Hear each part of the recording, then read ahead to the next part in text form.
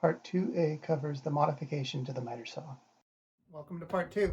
If you missed Part 1, go ahead and check it out. I went over the zero clearance insert. This part is on dust collection, what I did to modify this little shroud here, as well as the separator that I made. All right, let's do it. As with the zero clearance insert, I'm sure that this situation here is going to be different depending on your saw, but you should be able to adapt these concepts. First off, this is the original shroud. As you can see, it's about 7/8 of an inch short of the full length here. To remove this, you just pull, and these are just little tabs, and these little holes hook on the tab. Pretty easy to take on and off. To make the new dust shroud, we're going to use the old one as a template. So just get a piece of paper and trace. You're also going to want to trace these holes. These holes might differ depending on the year of manufacture of your saw, as well as whether you have the 10-inch or the 12-inch. As long as you trace the original, it should match up all right. Now, if you'll remember, we need an extra 7/8 of an inch on the sides.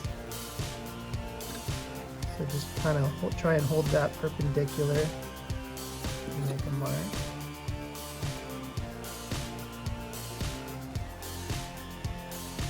And then just continue these lines.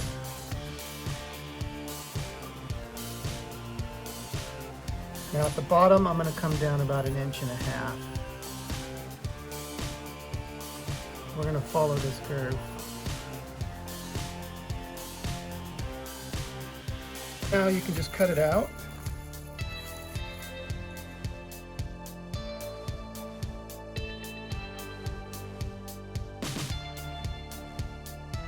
This is 1/16 inch rubber sheet.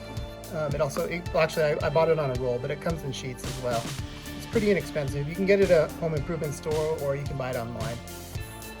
Just place this on here, and then I like to use a little bit of blue painter's tape just to kind of hold it in place while I'm cutting.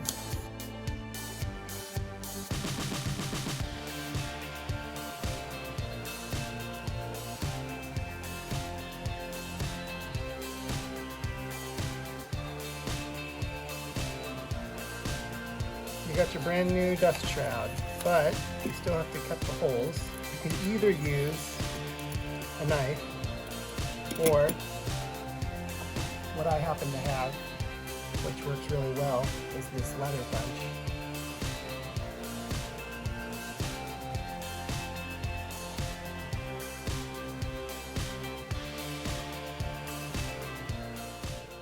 See how we did. So I'll just kind of hook this one on the back here, come around to the front. You can see here's the little hook I was talking about. I think that's fine. If you want to widen the hole a little bit, that's fine too. I'm just going to leave mine like this. Obviously this is a lot bigger. Here's the old one for comparison. We extended this out, but it is just kind of flopping out in the middle of nowhere here. So what I'm going to do is just use a little bit of duct tape. Duct tape fixes everything, right?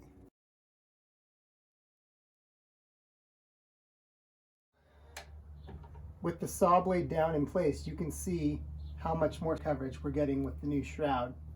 And it still clears totally fine. 45 degrees.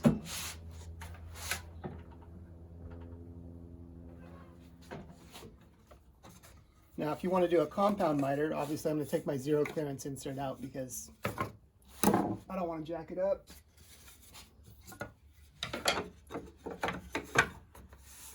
This is the only time that you're going to have some interference with the new shroud and the fence, or possibly the workpiece. As you can see, it does hit a little bit there. But the majority of mine, and probably your cuts, are mostly done like this.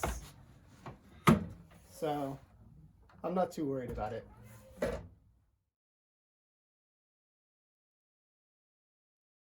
And as you can see, it's about